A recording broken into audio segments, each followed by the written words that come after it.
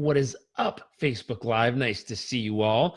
Hopefully you're having an amazing morning, evening, afternoon, wherever in the universe you're tuning in from. Welcome, welcome, welcome. Let's see. Isabel, nice to see you. Michelle, Michael, Elizabeth, Tyler. What's up, dude? Nice to see you. Elizabeth, hello. As you're tuning in, love to know, number one, where you're tuning in from. Number two, love to know 3 things you're grateful for, anything about your life. Today's topic is, do you have what it takes to get what you want? It's a big question. Yasmin, good morning in Australia. Nice to see you. Priya from Mombasa, Kenya. Isabel, good evening. Doreen, welcome back.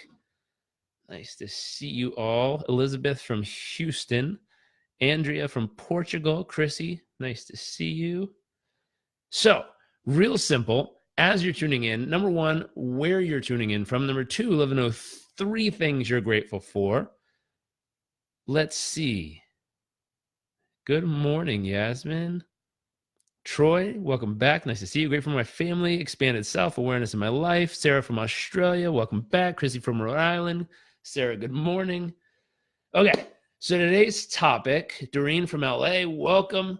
Today's topic is day number 66 of our 100-day personal performance and business growth challenge. Let's see. What's up from Panama? Nice to see you guys. And so, Troy, what's up, dude? Welcome. Trey from Atlanta, grateful for breath, heartbeat, and opportunity. Very nice. Okay, we're going to dive in. So today's topic, day number 66, is do you have what it takes to get what you want? I was reading a quote a little earlier. It says, if money wasn't a thing, if there was no such thing as money, big question, would you be chasing the same dreams? Would you be going after the same goals? Would you be interested in investing your hours every day in the same way you're currently doing? I took some time to answer that from the heart, and I say, well, would I? And I would, because what I'm doing, my first job was in nonprofit, and it's just helping people. And so that concept of would I keep doing what I'm doing if money wasn't a thing? Yes, I would. But the question is, would you keep doing the things you're doing every day if money wasn't a thing? If we didn't use any money? And the truth is, I did a module on this a long time ago, which is if money wasn't a thing, we would need a trade.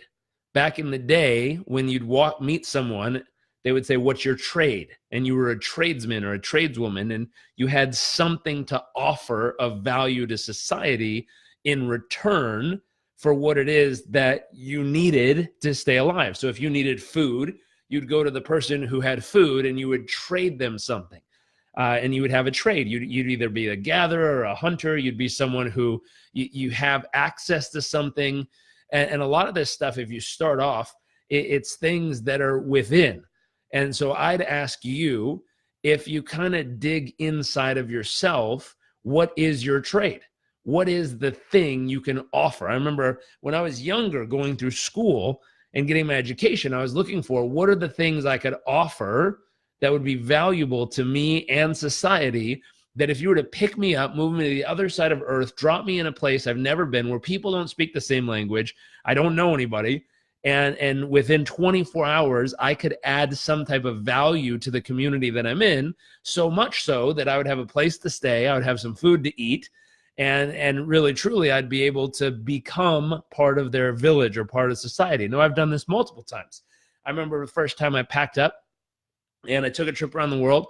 Well, before that, I packed up, moved up to Canada, and I spent 3 months stacking lumber with a group of guys who are all migrant workers who are not locally from Canada. And every morning, my trade was to show up and help move the stacks of wood. And by helping move the stacks of wood, what happened was that was my trade. That gave me a place to sleep. That gave me some food to eat. That gave me a little bit of income. And it was my trade in that community. Took a lap around the world, came back, decided I saw too many people needing help. And I decided to pack it up, move to Uganda. I got dropped in a village. Now, this is kind of an entertaining story.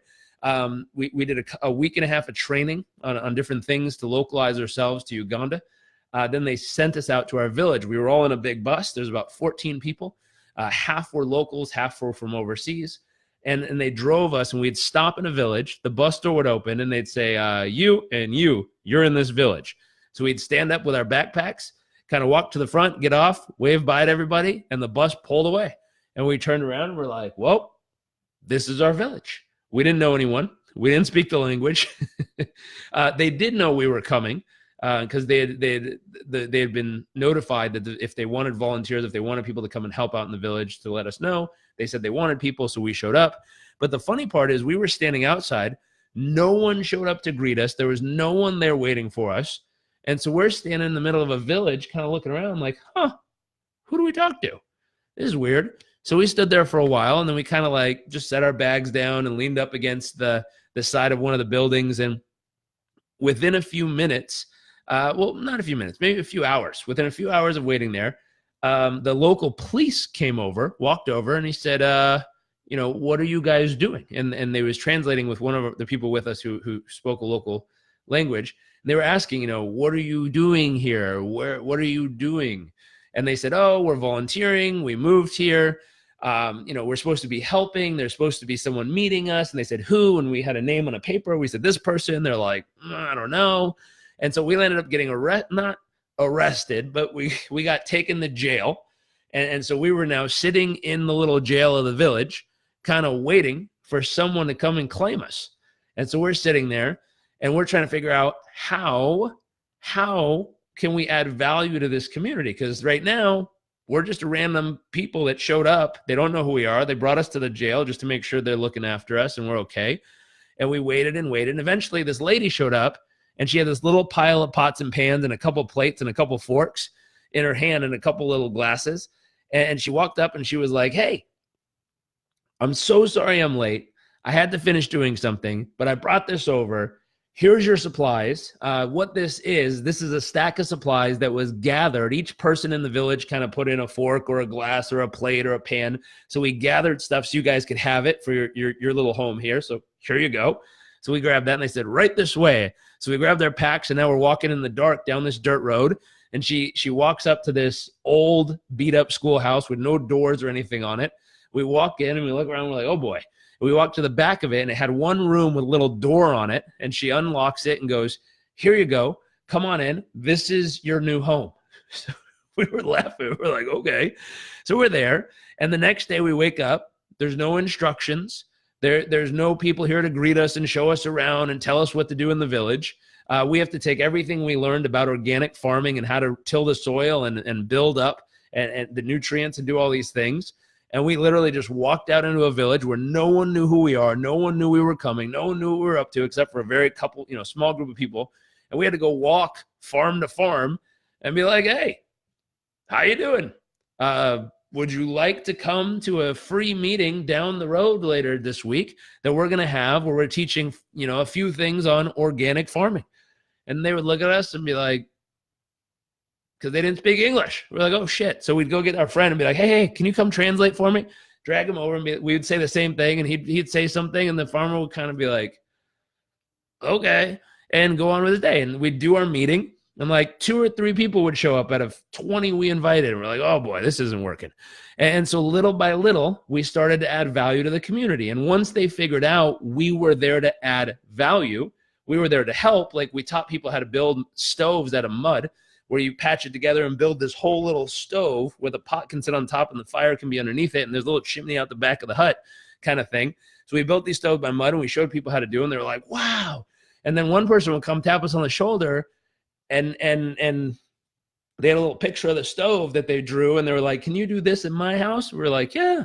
So they'd invite us over to their house. And now we were building a stove in someone else's house. And then they would see it and go, oh, can you do it to my house? And we'd go to their little house.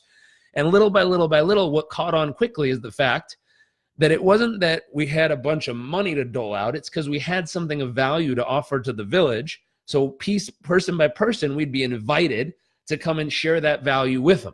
So going all the way back to the original question, do you have what it takes to get what you want in life?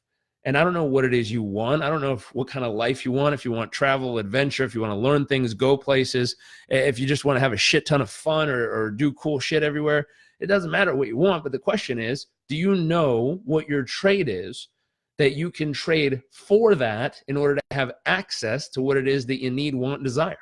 So 2 things you need to do from this little module here. Number 1, write down what you need, what you want, what you desire. Number 2, Write down what you feel your trade is.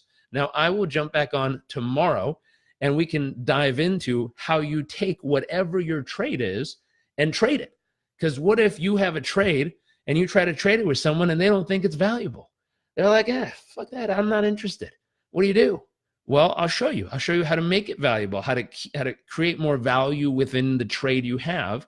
But the big question for the day, and I'd love to hear maybe a couple examples before I leave, which is, what do you feel your trade is? Mine right now at this stage of my life is helping people be happy, healthy, strong, fulfilled, and resilient.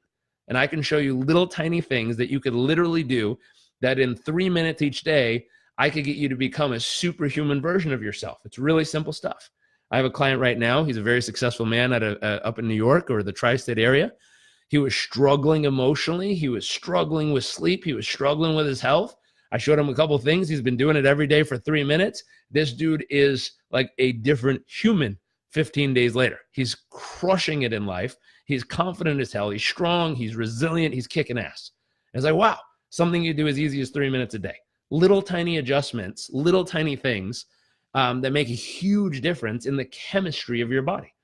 So if we went and took a blood sample before and after him, you'd see the difference of who this human is. Now, it's funny. He keeps telling me, I'm getting stronger, or it's getting easier. And I keep telling him, no, you're getting stronger. It's like when you lift weights, you're getting stronger. You can lift more. It doesn't feel like it's as much effort to do so. So, real simple. Number one, identify what your trade is. Number two, identify where would you go to trade that, and is it enough to get what it is that you want out of life? Have fun with that. Kick some butt. I'll see you all tomorrow for day number 67 of our 100-day personal performance and business growth challenge. See y'all then.